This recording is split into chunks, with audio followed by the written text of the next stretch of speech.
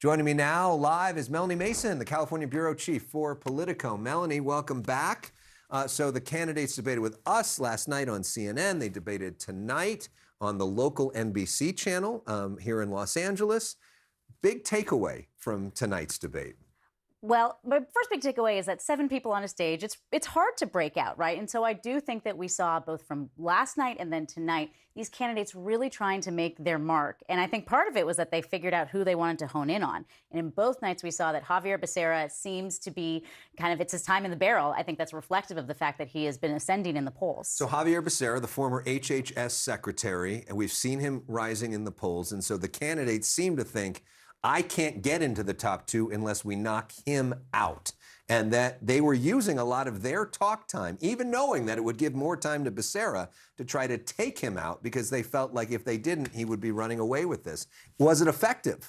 Well, I think that that's still to be determined, right? I mean, I think we need to wait and see how the polling sort of shakes out. And I think that we have to see if what happened over the last 2 nights makes it into television advertisements that will bake sort of more into voters' mindset. Because I think that there is certainly a certain audience that's going to tune into these debates live, and these are sort of the political junkies that are really following this race. But whatever makes it to these commercials, whether it's on TV or on your computer, that's the stuff that I think is really going to stay with voters. And I do think there were some exchanges where Becerra seemed to be a little bit lost, a little bit taken, particularly by people like Antonio Villaraigosa, who's his sort of fellow Los Angeles native, and they were kind of really going toe-to-toe. Matt Mahan, the mayor from San Jose, another person who I think really targeted Javier Becerra, and I think that those could have some durability if they're able to put that on the air. Who do you think were the strongest debaters? I think consistently throughout all the debates that we've seen, first you've got to talk about Steve Hilton, right? I mean, he is a Fox News personality, right? He's a talking head, and I found him to be really accessible as a debater. I think that he was, talking to the audience in a way that was very crisp and clear. He also just seemed very comfortable, right? It seemed like he was having fun up there. I think on the Democratic side, I think consistently Matt Mahan has proven himself to be a strong debater. I think that he is able to pretty easily both introduce himself. I think we all now know that he is the mayor of the 3rd largest city in California, but then very quickly pivot to either talking about his policies or criticizing the policies of his competitors, and that's hard to do in a 1-minute answer. Because he's trying to be the Goldilocks candidate, basically arguing that the Democrats have screwed up a lot of the governing of California, but the MAGA answer isn't the way. There's sort of a third way in the middle, which is a nuanced argument and a difficult argument to communicate. Steve Hilton, by the way, is in a great position, which is part of the reason he can be so comfortable right now, too. He seems like he could very well be locked into a position in the top 2. And so he doesn't have to attack his Republican opponent right now. At least that's the way he sees the world.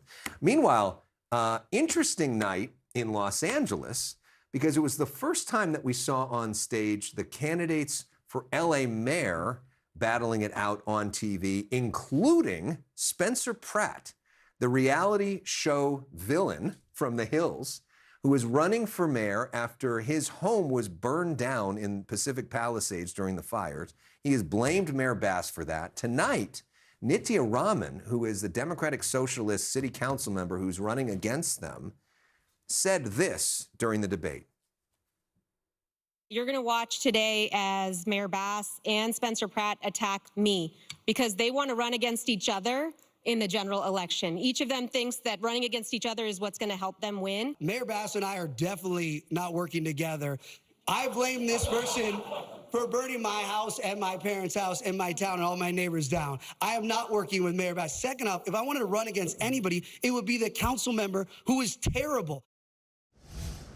Big test for Spencer Pratt. How'd he do? I think he passed the test tonight. And I think that, look, the expectations are different for Spencer Pratt than they are for the incumbent mayor of Los Angeles or a relatively longtime city council member. He's a novice to politics, right? And I don't think that he is somebody who's really presented very detailed policy plans, for example. But I think people want to see this bombastic social media personality, what he was going to do on stage. And look, like he put on his suit. He spoke in like relatively measured terms. He was more or less respectful. He did call Mayor Bass a liar at one point, but for the most part, it wasn't a clown show, quite frankly. And I think that was maybe what people were tuning in to see, and he passed that test. People in this city, many of them are very angry at the way that the government has worked. He channeled that anger effectively, and being an effective communicator on social media and TV pays off. He spoke like a human being, articulating the way a lot of people feel. And it'll be interesting to see if he gets a spike in the polls after that.